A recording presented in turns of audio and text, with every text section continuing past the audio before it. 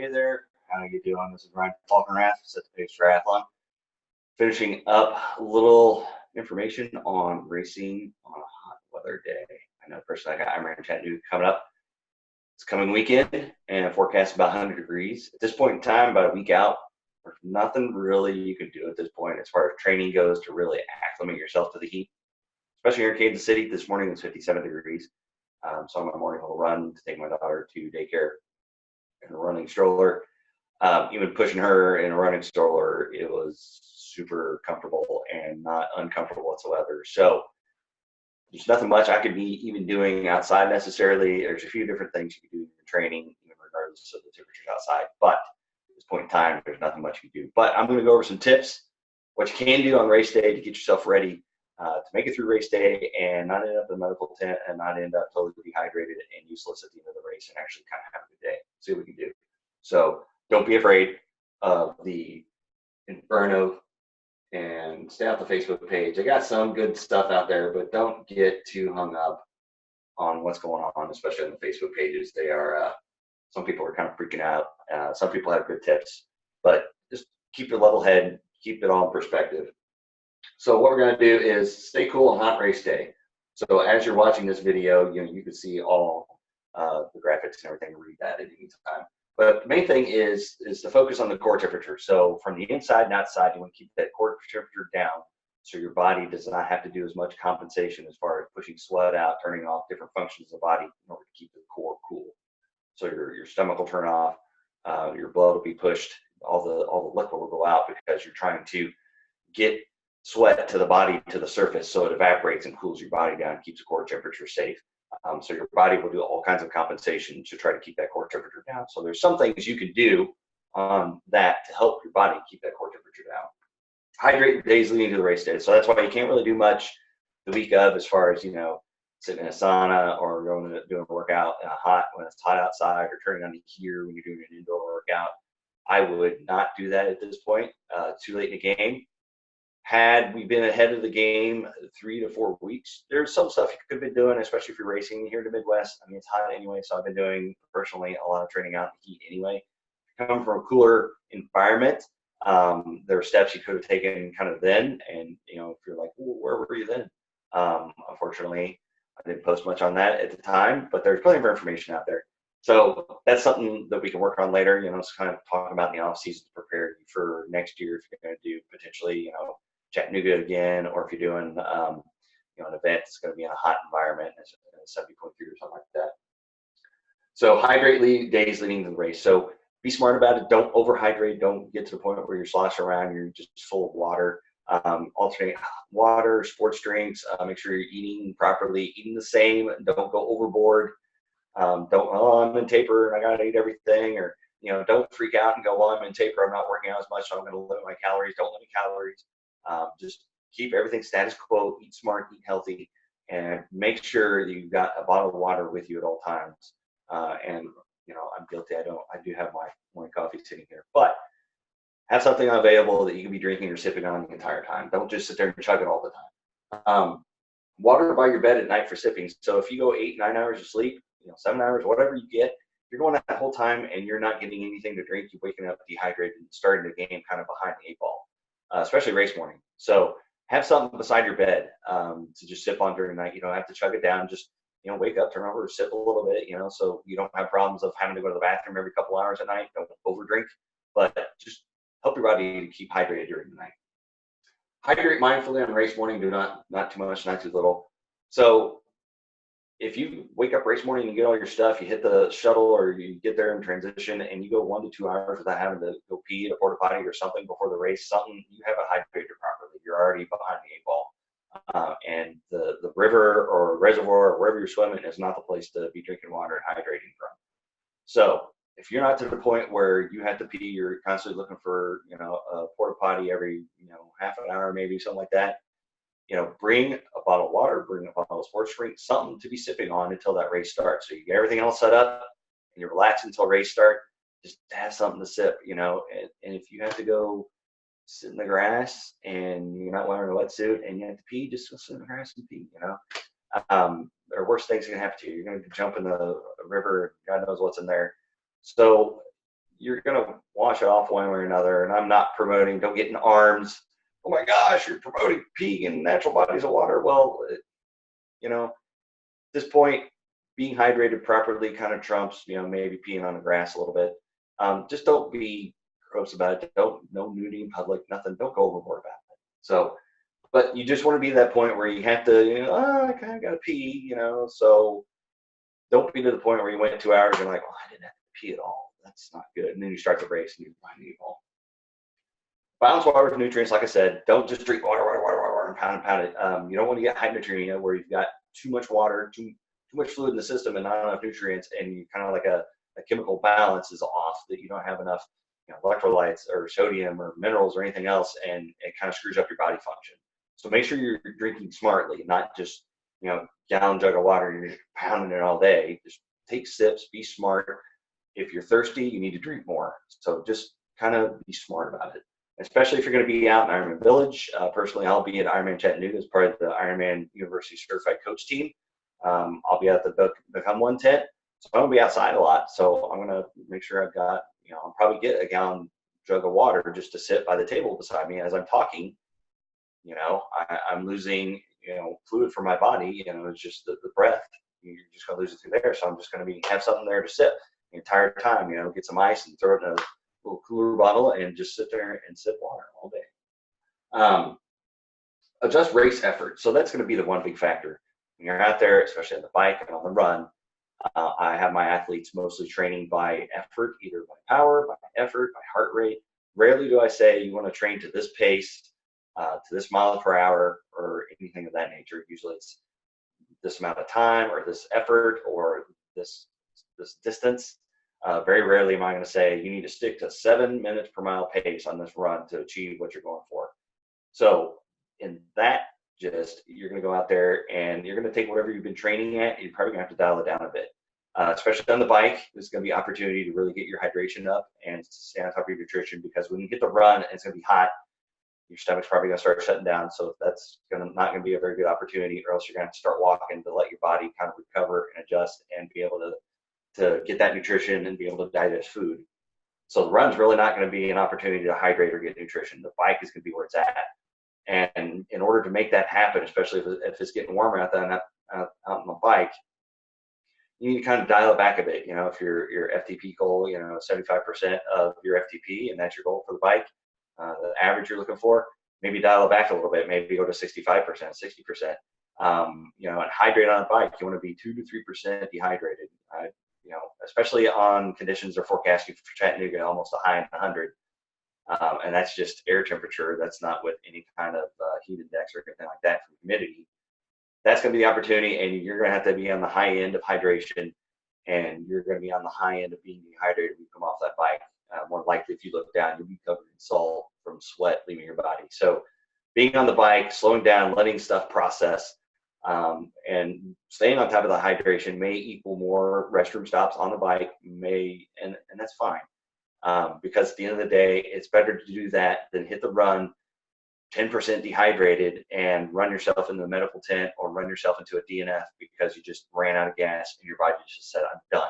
Or you got heat stress, you end up in the hospital for a night. You don't want to go there. I've heard enough stories about that and seen enough people have that problem. And I finished your race, and probably a little bit more dehydrated than I should have been. You're a little bit spacey and a little bit like, oh, out of it. So you don't want to be there, especially when you're getting on mile 10 on the run. So manage that by managing your effort on the bike. So protect the skin. So when you're on the bike, make sure if you've got a helmet with vent holes, maybe consider like a little skull cap or something you can pick up at Dick's Sporting Goods or someplace, just so you don't get sunburned. Arm coolers, especially on the bike, sunscreen for any skin that's exposed. Personally, I wear a tri-suit for Team Suit. Notice it is black, but it's very breathable. So it protects my skin from the sun, but it also allows any sweat to kind of evaporate quickly, and it keeps me pretty cool. It's surprisingly cool. They've come a long way in tri-suits. And also for the run, I have my visor. So this is going to help protect my face, but notice, it's a visor. So I'm going to have to put sunscreen on top of my head because I cut my hair short. So I don't want to get top of my head sunburned, because that's going to compromise your body's ability to adjust for the heat.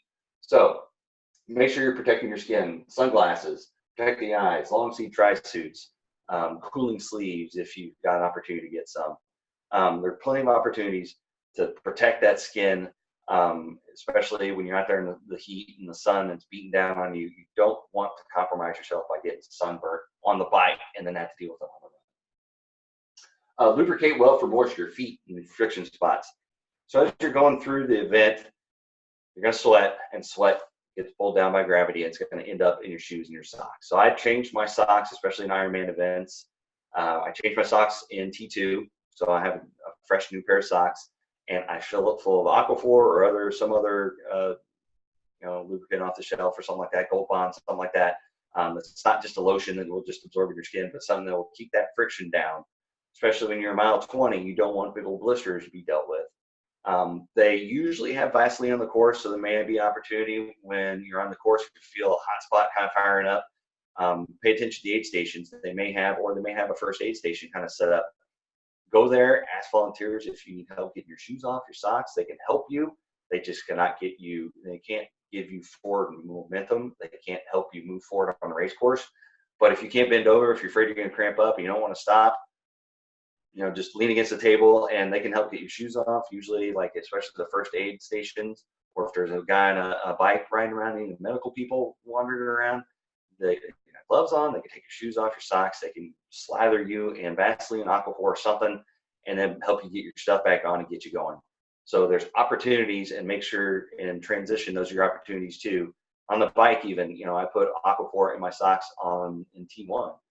Because your socks are going to be wet, you're going to sweat, and especially if you start pouring cold water on your head to keep cool, your socks are going to be soaked. So there's just no getting around it. So make sure that you're ready for that, and especially the groin region and the suits. There's going to be friction, there's going to be hot spots. So make sure you've taken care of those areas before the race. T1, T2, just make sure they're covered, because you don't want to be dealing with this, especially dealing with the heat and trying to stay hydrated and all that other stuff that's going to be out there on race day. Last thing you want is raw hot spots all over your body to deal with too. That will just make it miserable. Trust me, I know. Baggies for ice. So there was one good tip on some of the Facebook groups. I've got little snack bags. So notice they're smaller than usual. So I can put some ice in there, and I'm going to put it in the front of my tri suit, kind of against my chest, so to keep that cool. I also have a nice little pocket in the back. I live off the nutrition on the course and drinks on the course. So this pocket will be empty to start with, but I'm going to put a baggie of ice in there, and then maybe throw some in the special needs bag on the run, just so I have more if it gets cold or something like that in it. So it's a good opportunity to hold cold ice against your body, and as it melts, you can actually take that melted ice, ice water, whatever, dump it over your head later. So between aid stations, I'm just going to throw a few chunks of ice in here and just keep it in my suit. So there's opportunity from the exterior to keep your core temperature down as you're going through the run. I'm also going to try cooling towels. This will be the first time in a race that I'm going to try this. So I've got a little small one that's pretty convenient and pretty minimal. I've also got a bigger one, so I'll probably take both with me out of T2. Just kind of have them both, because this may get a little bit too heavy if you fill it with too much water. It's nice and cool. But, when you draped it over your shoulders and kind of tuck it in your tri-suit, right now, it's not really soaked or saturated, so it's not too bad. But after a while, it may feel like it's kind of pulling on you. So I'm okay with, if I get to an aid station, I need to chuck it to throw away, because I'm not going to get it back on my account. But a nice little one like this, you can kind of wrap it around, tuck it underneath in your tri-suit. And as you're going through aid stations, they're going to have little kiddie pools probably with ice in there to keep the drinks cold. Just dunk it in there, get it soaked, put it back on. It's going to be great. There's going to be aid stations like mile and a half, 2 miles between. So just keep dunking, keep getting it cool, keep it on your body, keep your exterior skin temperature cool as possible. The other point is, when you're getting to aid stations, make sure you're sipping on cold fluids. They should have ice, and I'm confident in Ironman they'll be prepared for this race to have plenty of ice in every aid station, to be able to give you a cup of ice, and you can pour water in there, you can pour a sports drink or Coke or whatever you're doing. You can put it in there and make it cold and sip it, and make sure you just don't chug it all at once. That could cause GI issues, but just make sure the fluids you're taking in are cold too, because you don't want to take in hot fluids, because then that's not going to help the process of, you get fluids in there, but it's not going to regulate body temperature. If you're drinking cool fluids coming from the inside, that's great. You can take the ice in between aid stations and chew on it. That's a great way to keep the core temperature down from the inside as well as the outside things you can do. What else? Cold fluids, chew ice. Consider less solids on the run. So as you're running, your body will try to cool itself off any way possible, and it does it by restricting blood flow to certain body parts. So your brain, your stomach, it'll do everything it can to send any liquids, blood, anything you got to the surface of the skin to evaporate to keep your body cool. So it'll shut down your gut. So on the run, you're gonna have, if you have a hard time anyway digesting any food on the run, that's gonna be a big problem. Especially for me, I don't on the run. It's hard to get down goos, Clif bars, and stuff like that. They just don't sound good. So I've found Pop-Tart bites. I do peanut butter jelly sandwiches in my special needs bag, and in T2 because it's the only food that sounds appealing when I'm out there. I am hungry, but if you don't, doesn't sound good like a goo, it's going to be hard to get it down anyway. And especially if it's 100 degrees out there or you're dehydrated, it's going to be hard to make that food go in your stomach and stay down and then digest without either having bloating, stomach issues. So just make sure you're sipping water, sip it constantly. Don't just take big old chugs and gulps of it because that could cause problems. And then consider if you have problems taking in solids on the run. Like I said before, the bike is the big factor of making all this up, of getting your nutrition in when the temperature's not so hot, slowing down so you can digest it better because you're not jostling around like you would on the run, and getting in that hydration on the bike. So when you're on the run, you're not going to be able to get as much in. So like I said, hydrating the bike is crucial. In my training and in my athletes training, I recommend 2 to 3% coming off the bike, 3% max. And it's really going to be hard, especially like an Ironman Chattanooga where it's 100 degrees, to come off that bike 3% down on body weight of hydration or fluids. So when you come off, you don't want to be any more than that because you're not going to catch up on the run. You're just going to run straight into the ground. On the run, you try to sip as much as you can, but there's no way for your body to absorb that unless you're just completely walking and you got the heart rate down and you're allowing your other bodily functions to kind of kick in. So it's going to be crucial to plan your race on your bike. The bike is going to make your run and it's going to make your event, basically. So if you go out there and try to hammer the bike and try to, I'm just going to go out and hammer it and try to get back as soon as possible to beat the heat. You're still going to be in the heat and you're going to put yourself in a hole and you're going to be in a deficit to start the run and it's going to be a death march, or you're going to put yourself in a medical tent, or you're going to DNF yourself and just call it a day, or you could end up in the hospital, or even worse, there have been deaths from heat exhaustion. So just be smart out there. And the last tip is adjust your expectations. Listen to your body as you're going through the day. If you're going through the bike and you're just kind of like, I'm feeling, kind of fuzzy on the bike and maybe a little bit dizzy, are you going too hard? Are you hydrating enough? Look down. You've been drinking your fluids. This is not the time to daydream. This is not the time to be like, I got 160 miles to go on the bike, especially if I'm in Chattanooga. It's like, that's the time to be, am I sipping my water every 10 minutes? Am I getting in my nutrition? This is time to think about your special needs. Do you need to freeze your bottles the night before and put them in your special needs bag? That way they're somewhat cool when you get them on the first loop there in the bike. Just things you could be doing, thinking about while you're on that bike ride to make sure that your run goes smoothly. And like I said, with the run, you're probably going to have to dial back that effort. It's not going to be, if your heart rate is 145 on your long runs, if your goal is, like I said, 145 beats a minute or something like that, you're going to have to dial it back probably like, the effort that you're going to do. You need to make sure you're paying attention because you're like, well, the effort I was doing, the 145, my pace is substantially slower, but I want 160 beats a minute. It's 100 degrees outside. So you're going to have to dial down the pace in order to make your heart rate slow down. And, it may require a little bit extra running. So or walking. You may have to walk up some hills. You may have to walk some sections in between aid stations. Maybe walk every aid station just to keep that heart rate down so you can process at least fluids to keep you going to get to that finish line. Because you want to get to the finish line. You don't, like I said, you don't want to end up in medical. You don't want to end up alongside the road waiting for a SAG vehicle, especially on the bike. If you got to, you went out too hard and mile 80 on the bike, you're done, you're good. You just don't want to be there. So slowing down, getting nutrition and hydration on the bike, and slowing down the run and making sure you're being smart and where you're getting hydration. I personally, I DNF'd at Ironman Texas 2014. It wasn't that hot, but I was not smart. I was totally dehydrated. I wasn't aware as I should have been. My electrolytes, my everything was fine. I was just cramping up because I was just simply dehydrated. I was just too far over the line. My legs locked up, and I couldn't go anymore. I was laying on the side of the road on the sidewalk. Medical had to come get me and cart me up, and I got an IV and felt great. Unfortunately, they already took my timing chip, and I was done for the day. So don't be like me in Ironman Texas 2014. Be smart. Listen to your body. If you're feeling lightheaded on the run, if you need to walk, walk. Don't force yourself to run because you want to make a time goal. If you need water, get water. If you need cold water, the volunteers will help you out. They'll pour things on you. As long as they are not helping you move forward, they can help you in any way, shape, or form. So they're there to help you. Just make sure you're getting cold, ice, whatever you need. Put it down your shirt, cool your body off, walk, and then get a little bit, and maybe you can make it to, if you're later in the day, make it to nightfall and the temperature kind of goes down. It's opportunity to kind of regroup and get back on your game plan. So adjust your expectations is the big one. Make sure you keep that core temperature cool as possible throughout the day. It's going to be the next one. So hopefully this wasn't too long-winded for you, but I just want to get these tips out here.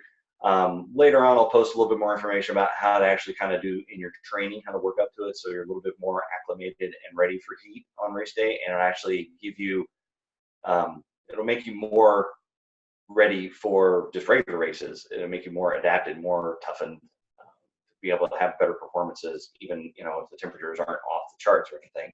So it's just a great performance addition, not in just hot weather temperatures, but that's later, and we'll talk about later. But for those of you doing Ironman Chattanooga this year, I'll see you out this weekend. Stop by the Become One tent, chat it up. I'll be there drinking my water and staying hydrated. So we'll see you guys there. Thanks for watching.